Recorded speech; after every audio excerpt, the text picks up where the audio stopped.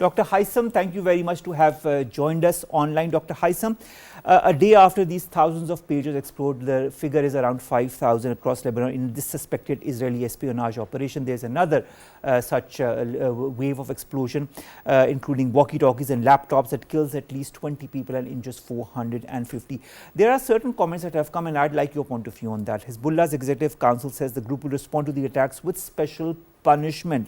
Lebanon's foreign minister Abdullah Abu Habib warns the blatant assault on Lebanon's sovereignty and security could signal a wider war. The Israeli military says it's transferring the 98th Division, consisting of about 10,000 to 20,000 soldiers from Gaza to the northern border with Lebanon.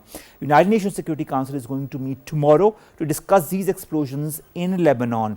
Volker Turk, who is the United Nations Human Rights Chief, condemns the fear and terror that has been unleashed by the attack and calls for an independent investigation. And finally, Saudi Crown Prince Mohammed bin Salman says the kingdom will not establish ties with Israel until a Palestinian state has been created.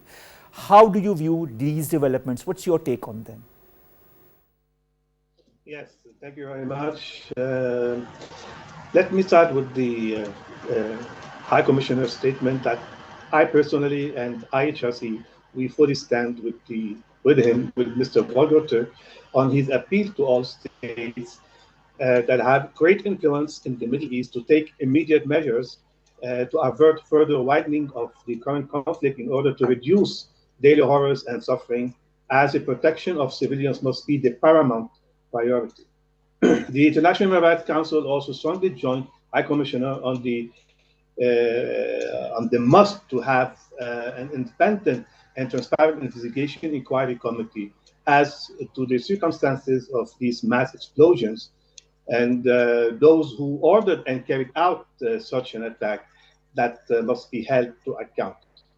Well, on the other hand, we know that from the beginning of the events, Hezbollah launched an equation after the October 7th, 2023 incident, with a clear statement where he stated that to stop the war on Gaza means there is no bombing from the Lebanese side.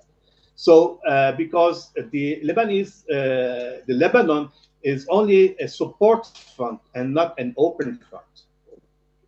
Now, what we believe that, and we are not too much deeply in politics because we are not too much likely to speak on political issues, but I will take it into the diplomacy manner and say that I believe that Israel has committed a strong error, a big error.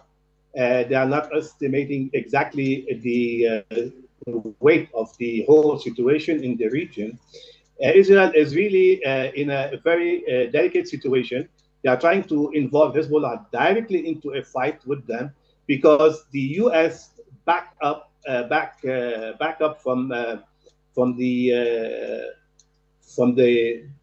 confrontation, if you want, with Hezbollah by withdrawing all their fleets from the Mediterranean.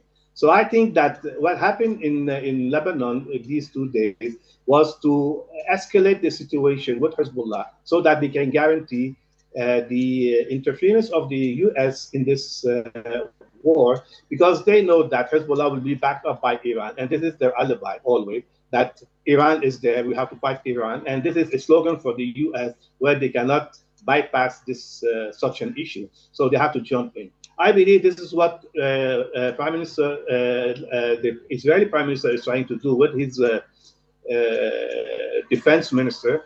They are trying to bring the foot of the U.S. into this conflict.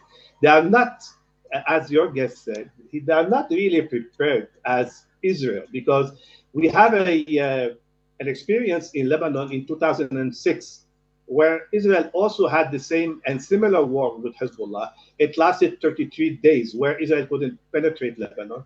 On the contrary, the Hezbollah declared winning this war, where Israel declared defeated by some Lebanese factions. So I believe, and to wrap up this whole matter, that we are facing a very critical situation today.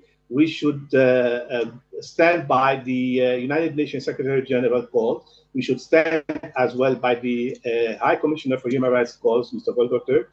because I believe that we have an ongoing sessions, the Human Rights Council's 57th session in Geneva, and we have a special session on the 1st of October on Palestine and the region. And of course, I believe that we will come up with some serious resolutions on how to put pressure on Israel to stop the war.